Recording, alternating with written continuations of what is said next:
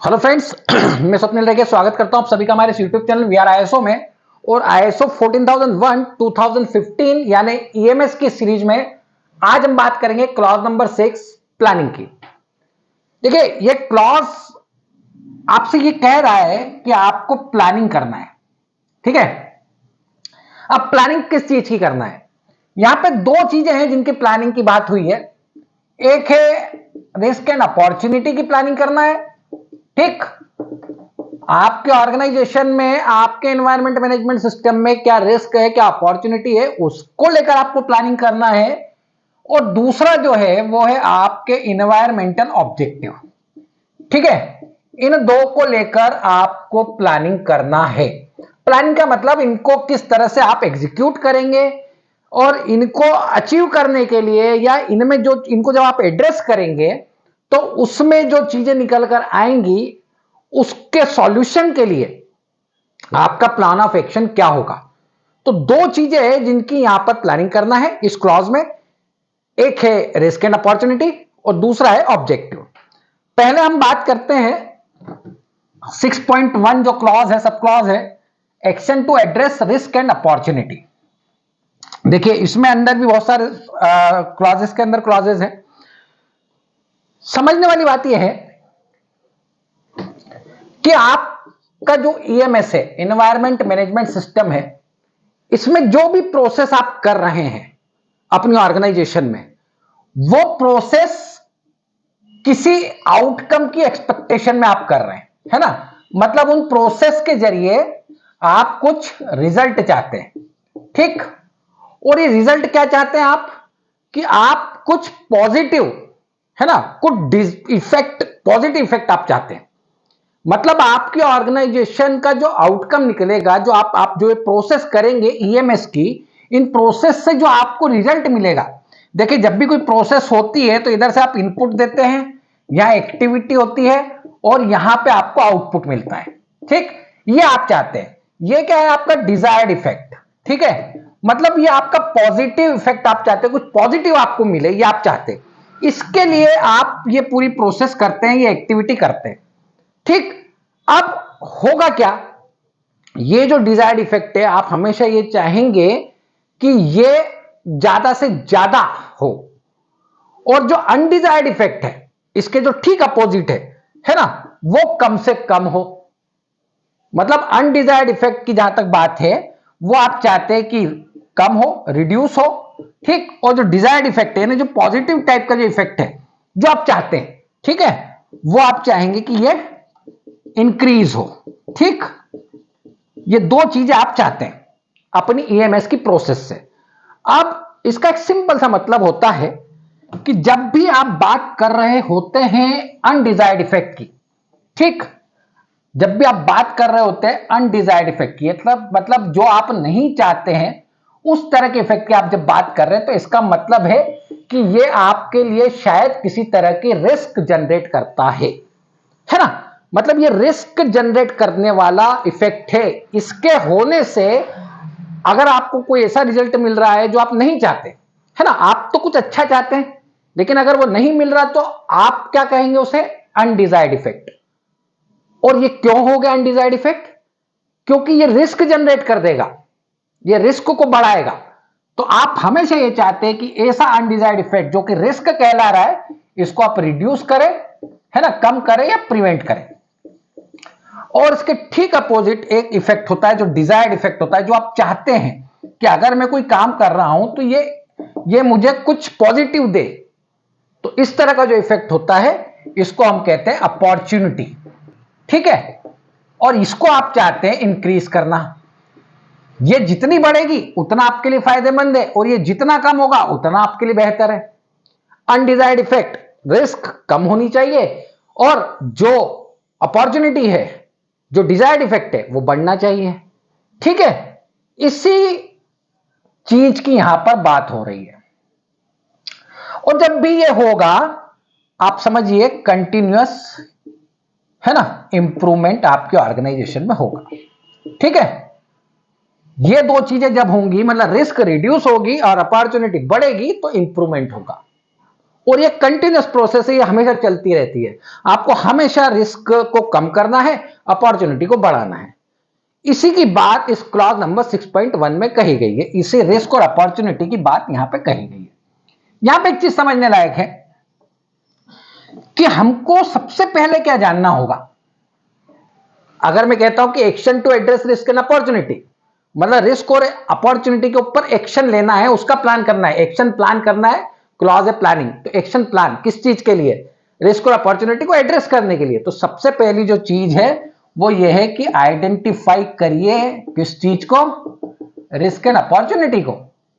ठीक, मतलब सबसे पहली चीज जो आपको यहां करनी होगी इस क्लॉज में, जो इसका एक सब क्लॉज है 6.1.1 जनरल इसका टाइटल है, इसमें आपसे यही कहा गया है कि सबसे पहले तो रिस्क और अपॉर्चुनिटी को आइडेंटिफाई करना है।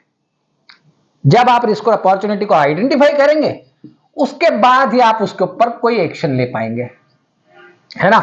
तो एक्शन प्लान करना है तो पहले सबसे पहले जिस चीज को करना होगा वो है रिस्क और अपॉर्चुनिटी को आइडेंटिफाई करना। तो बात करते हैं रिस्क एंड अपॉर्चुनिटी के आइडेंटिफिकेशन को लेकर।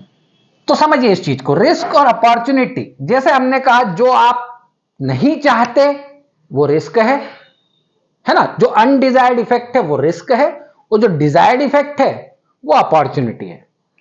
अगर मैं ये जानना चाहता हूं कि मेरी ऑर्गेनाइजेशन में रिस्क एंड अपॉर्चुनिटी कहां कहां पर मौजूद है, और मुझे अगर उन्हें पता करना है, तो कुछ एरियाज हैं जहां पे यदि मैं फोकस करूं तो मुझे वो पता चल जाएंगे, रिस्क और अपॉर्चुनिटी।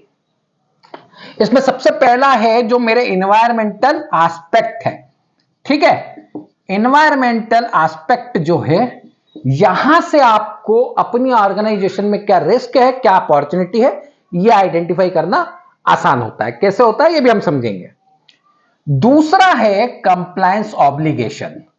कंप्लायंस ऑब्लिगेशन का मतलब यह है कि जो भी आपकी लीगल रिक्वायरमेंट है ना, जिसमें कि आपकी स्टेट्यूटरी और रेगुलेटरी रिक्वायरमेंट्स आती हैं वो, और प्लस आपके कस्टमर की अगर कोई रिक्वायरमेंट है या आपके ऑर्गेनाइजेशन की कोई रिक्वायरमेंट है, ये जितनी भी रिक्वायरमेंट्स होती हैं ये आपकी कॉम्प्लायंस ऑब्लिगेशंस होते हैं, इनको पूरा करना होता है। यहां से भी आपको अपनी ऑर्गेनाइजेशन में क्या रिस्क और क्या अपॉर्चुनिटीज मौजूद है उसको आइडेंटिफाई करना, उसको पता लगाना आसान हो जाता है।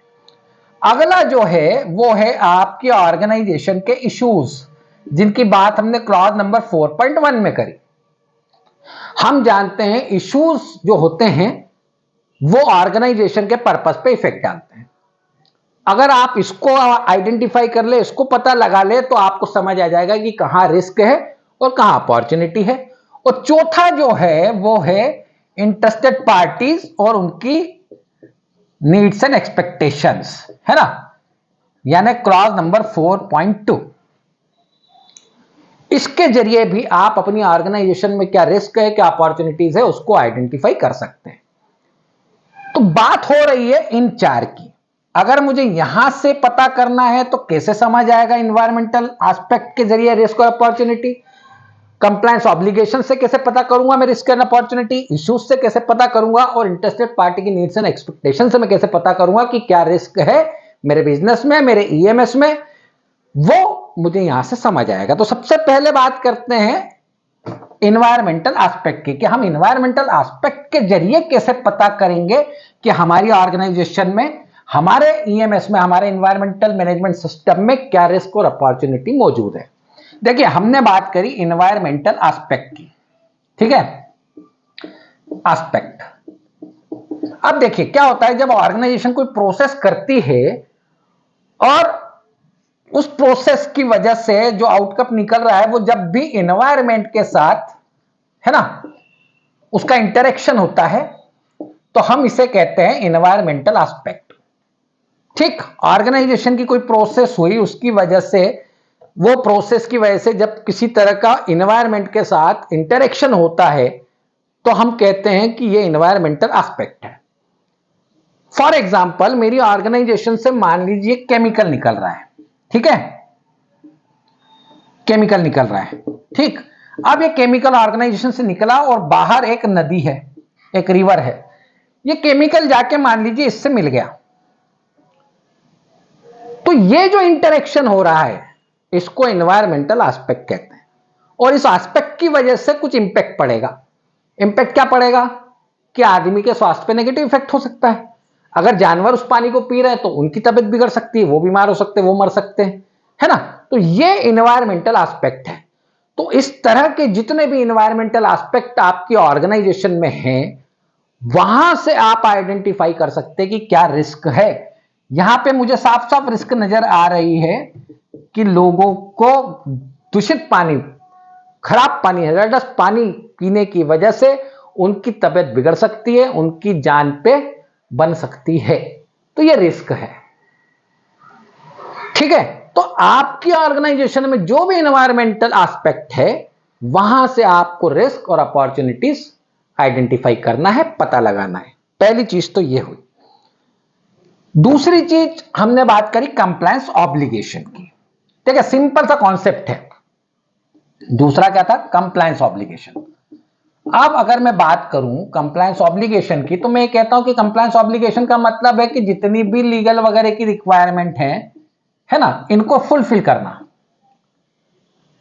अब अगर मुझे यह पता है कि मेरी लीगल रिक्वायरमेंट क्या है, मेरा कंप्लायंस ऑब्लिगेशन क्या है, जिनको मुझे पूरा करना है, तो सिंपल सी बात है, अगर मैं उन्हें पूरा नहीं करूंगा तो रिस्क है। अगर मैंने अपने कंप्लायंस ऑब्लिगेशन, मुझे कहा जाता है कि मुझे सिर्फ इतना ही अपनी ऑर्गेनाइजेशन से जो हजारडस वेस्ट है वो निकालने की परमिशन है। अगर मैंने उससे ज्यादा निकाल दिया तो क्या होगा? मेरी कंपनी पे एक्शन हो सकता है। तो ये रिस्क है। और इसके अपोजिट अगर मैं कुछ बेहतर करता हूं, एक अपॉर्चुनिटी ये भी है कि अगर मैं बेहतर कुछ करता हूं और मुझे अगर उसकी वजह से जो जो जो बॉडीज हैं, वो हो सकता है शायद कुछ मुझे मोटिवेट करे, या कुछ कुछ उससे मुझे बेनिफिट हो कि मुझे मेरी लिमिट को बढ़ा दिया जाए कि हाँ मैं एक अच्छा परफॉर्मर हूं, मैं अच्छे समय समय पे अपनी जो भी ऑब्लिगेशन है उनको फुलफिल करता हूं, मैं बिल्कुल सही तरीके से काम करता हूं, तो यहां पे मुझे एक अपॉर्चुनिटी भी मिल सकती है ना। तो ये रिस्क और अपॉर्चुनिटी कंप्लायंस ऑब्लिगेशन से इस तरह से निकलती है, आइडेंटिफाई की जाती है। क्लियर? अगली बात करते हैं इश्यूज की। क्लॉज नंबर 4.1 से मैं कैसे पता कर सकता हूं कि मेरी ऑर्गेनाइजेशन में है ना, मेरी ऑर्गेनाइजेशन में क्या रिस्क और क्या अपॉर्चुनिटीज हो सकती है इश्यूज की वजह से। देखिए, अगर कोई नेगेटिव इफेक्ट पड़ रहा है इश्यूज की वजह से, अगर कोई इफेक्ट जो है वो नेगेटिव पड़ रहा है, कोई भी इशू है मेरी ऑर्गेनाइजेशन में ईएमएस से रिलेटेड, उसकी वजह से अगर कोई नेगेटिव इफेक्ट आ रहा है तो ये रिस्क है। और उसके ठीक अपोजिट अगर कोई पॉजिटिव इफेक्ट है तो वो मेरे लिए एक तरह से अपॉर्चुनिटी का काम करेगा। तो जो नेगेटिव है उसको रिड्यूस करना है, उसको कम करना है या प्रिवेंट करना है, और जो पॉजिटिव है उसको इंक्रीज करना है। सिंपल सा कॉन्सेप्ट है, बहुत परेशान होने की जरूरत नहीं है। हाँ, इतना है कि आपको इश्यूज आइडेंटिफाई करते आने चाहिए, जिसकी बात क्लॉज नंबर 4.1 में हम कर चुके हैं। यहां तक चीज क्लियर? और इसी तरह आपको अगला जो काम करना है वो क्या करना है? आपको यहां पर काम करना है, चौथा नंबर है क्लॉज नंबर 4.2 इंटरेस्टेड पार्टीज, उनकी नीड्स एंड एक्सपेक्टेशंस, ठीक है, उनकी रिक्वायरमेंट। आप जब भी इंटरेस्टेड पार्टीज की नीड्स एंड एक्सपेक्टेशन को पूरा नहीं करते, वो आपके ऑर्गेनाइजेशन के ऊपर नेगेटिव इफेक्ट डालती है। ठीक, नेगेटिव इफेक्ट डालती है। और जैसी बात हुई नेगेटिव इफेक्ट की, इसका मतलब है कि ये रिस्क है ना। इसी तरह पॉजिटिव इफेक्ट अगर होते हैं तो ये अपॉर्चुनिटी है। आप उनकी जरूरतों को अगर पूरा कर दें, जैसे फॉर एग्जांपल मान लीजिए कि आपके ऑर्गेनाइजेशन में जो लोग हैं उनको किसी तरह की कंपिटेंसी की रिक्वायरमेंट है, उनको जरूरत है किसी तरह की ट्रेनिंग की, ठीक है, ये उनकी नीड है। वो जानना चाहते हैं कि कुछ नए रूल आ गए हैं, ठीक, कुछ नए नए नए कुछ सिस्टम्स डेवलप हुए हैं। अगर आपने उन लोगों को उस चीज की ट्रेनिंग दे दी, क्योंकि एम्प्लॉय आपका इंटरेस्टेड पार्टी है, आपने उसको ट्रेनिंग दे दी और उसने उसके ऊपर काम कर लिया, तो ये अपॉर्चुनिटी है, पॉजिटिव इफेक्ट डालेगा। लेकिन अगर आपने ट्रेनिंग नहीं दी, उनको कंपिटेंट नहीं किया, उनकी स्किल्स को डेवलप नहीं किया, ट्रेनिंग्स प्रोवाइड नहीं करी, तो वही चीज नेगेटिवली इफेक्ट डालेगी और रिस्क जनरेट करेगी। यह कॉन्सेप्ट है, बड़ा सिंपल सा कॉन्सेप्ट है, रिस्क और अपॉर्चुनिटी आइडेंटिफाई करने का इंटरेस्टेड पार्टीज के थ्रू। यह आपको काम करना है, यह आपको पता लगाना है रिस्क और अपॉर्चुनिटी, और इसके बाद इसके ऊपर आपको प्लान ऑफ एक्शन लेना है कि आप इसके ऊपर क्या काम करेंगे। ठीक है, मतलब आपने रिस्क और अपॉर्चुनिटी आइडेंटिफाई कर ली, अब उसके बाद उनको कम करने के लिए, उनको रिड्यूस करने के लिए, रिस्क को रिड्यूस करने के लिए, अपॉर्चुनिटी को इंक्रीज करने के लिए आपके पास क्या प्लान ऑफ एक्शन है, वो एक्शन प्लान आपको देना होगा। ये यहां पर इस क्लॉज में आपसे कहा गया है। उम्मीद है आपको हमारा वीडियो पसंद आया होगा। वीडियो पसंद आए तो इसे लाइक करें, ज्यादा से ज्यादा शेयर करें। अगले वीडियो में आपसे दोबारा मुलाकात होगी, तब तक के लिए थैंक यू वेरी मच।